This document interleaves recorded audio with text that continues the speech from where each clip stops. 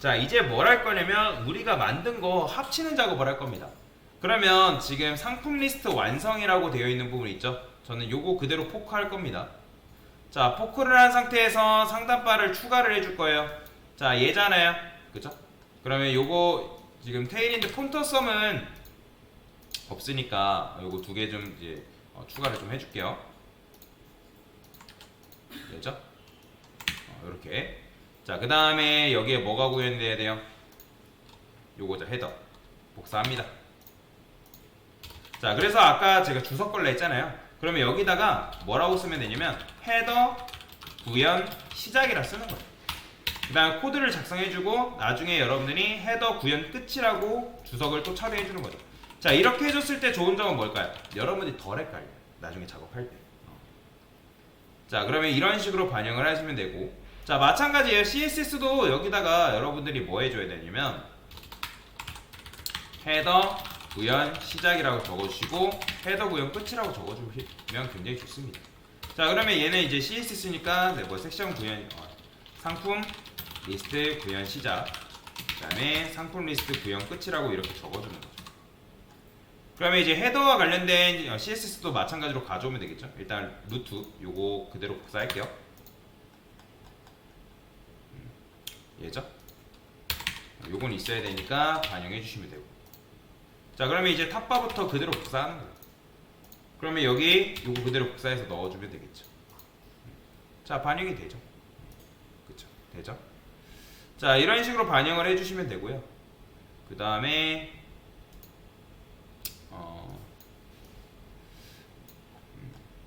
자, 제가 원하는 건 뭐냐면 얘가 마우스를 내렸을 때 같이 따라왔으면 좋겠어요. 근데 당연히 그렇게 되지 않겠죠. 그래서 제가 얘를 뭘로 만들 거냐면 포지션 앱솔루트로 만들 거예요. 픽스드로 만들 거예요. 픽스드. 자, 픽스드로 만들면 너비가 어떻게 되냐면 쪼그라듭니다. 보이죠? 게다가 지금 얘네들이 요 녀석들이 Z 인덱스가 강해서 이 위에 올라와 있는데, 그러면 그 Z 인덱스를 높이면 돼요. 이게 Z라고 쓰는가? 자, 이런 거는 저도 뭐 가끔씩 까먹어서 이런 거 찾아봐야 됩니다. Z 인덱스라 할게요. 그러면 여기 Z라고 쓰죠? 그럼 Z를 적당하게 위로 올리시면 됩니다.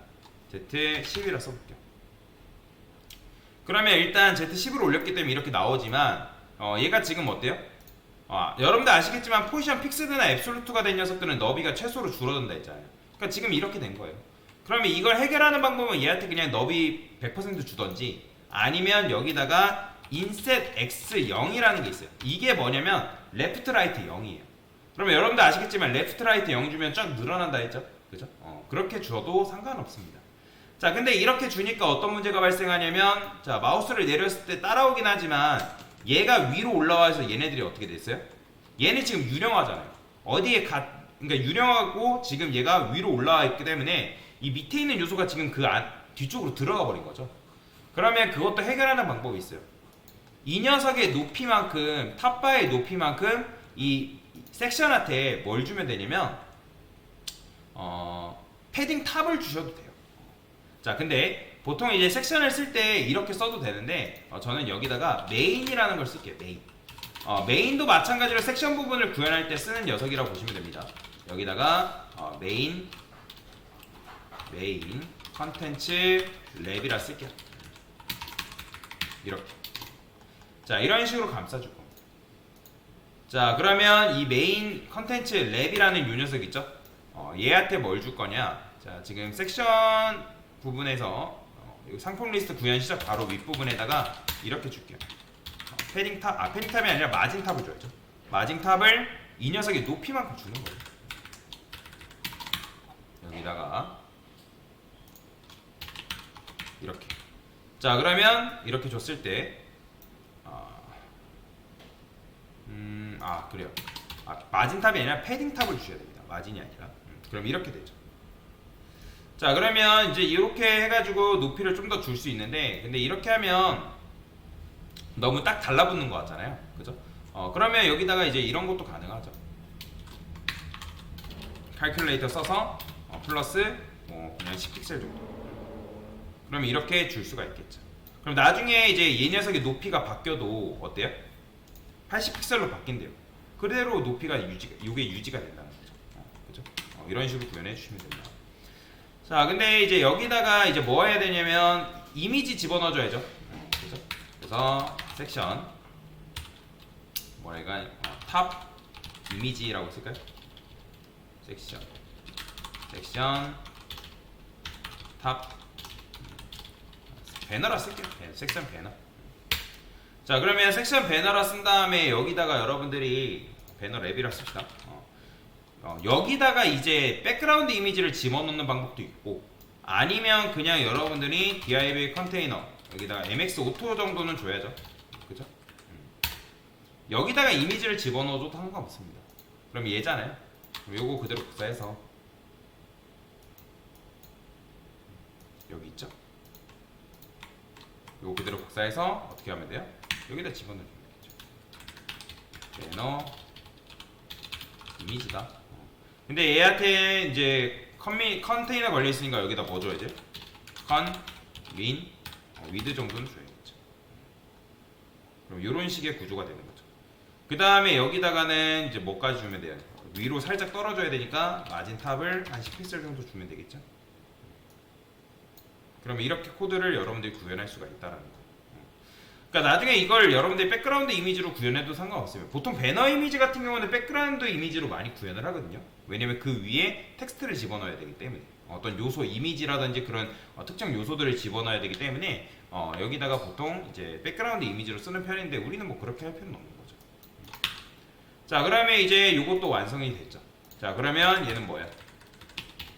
메인 컨텐츠 구현 시작, 그 다음에 구현 끝이라고 되는 거죠.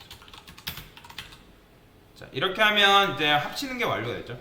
그래서 여러분들이 나중에 모작할 때도 합치는 건 무조건 마지막에 한다라고 생각하시면 돼요. 마지막에. 자, 그 다음에 이거는 옵션인데 한 김에 이것도 해봅시다. 자, 푸터라고 있습니다. 푸터. 자, 푸터는 맨 밑에 바닥 부분을 구현할 때 사용하는 거다라고 보시면 됩니다. 자, 여기다가 스타벅스라고 한번 검색해 볼게요. 자, 스타벅스도 맨 밑에 보면 뭐가 있어요? 자, 이런 거. 자, 이런 걸 뭐라고 하냐면 푸터라고 하는 거예요. 푸터. 자, 컨버스도 마찬가지예요. 컨버스도 들어가서 요거 들어가서 확인해 보면 맨 밑에 뭐가 있어요? 푸터. 요런 거예요. 푸터라고 한다. 자, 이런 배너 있죠? 이런 거 뭘로 만드냐면 보통 백그라운드 이미지로 많이 만듭니다. 얘 같은 경우는 이미지로 집어넣네요.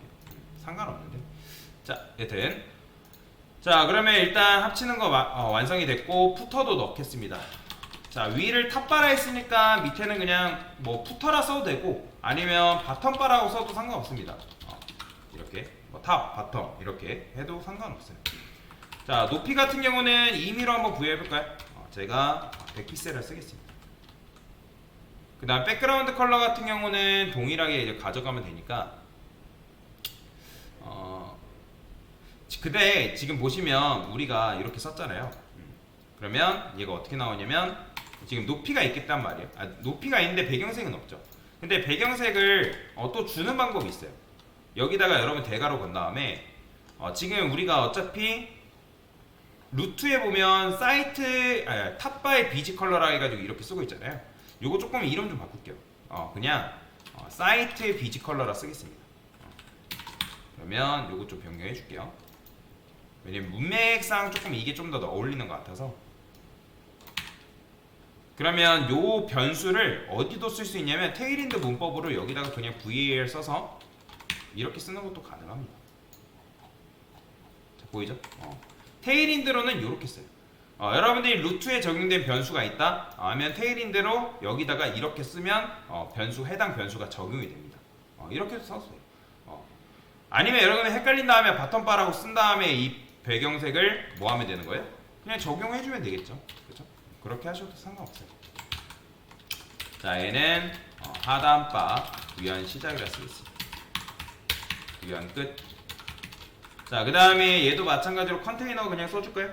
div 컨테이너 mx 오토 정도만 쓸게요. 그 다음에 부모의 높이를 받아야 되니까 h풀 정도. 여기다가는 뭐라고 써줄 거냐면 그냥 div 써도 되고 아니면 스판이라고만 써도 상관없습니다. 보통 이제 여러분들이 이런 거 쓰게 되면 이제 웹사이트에 뭐가 있냐면 저작권 해가지고 이런 거 뭐 카피라이트 머시기라고 있어요. 얘도 보면 올 라이트 리저브 뭐 이런 것들이 이제 저작권 관련된 건데, 제가 카피라이터라고 검색을 카피라이트 그러면 이런 게 있습니다. 저작권 관련해서. 그래서 카피라이트 올 라이트 리저브 이런 것들이 있죠. 작성되어 있는 거 없나? 왜냐면 저작권 위원회라는 게 있어요. 이런 게 없나 한번 확인해 볼게요. 이미지 카피라이트 올 리저브드 사람들이 쓴 게 없나?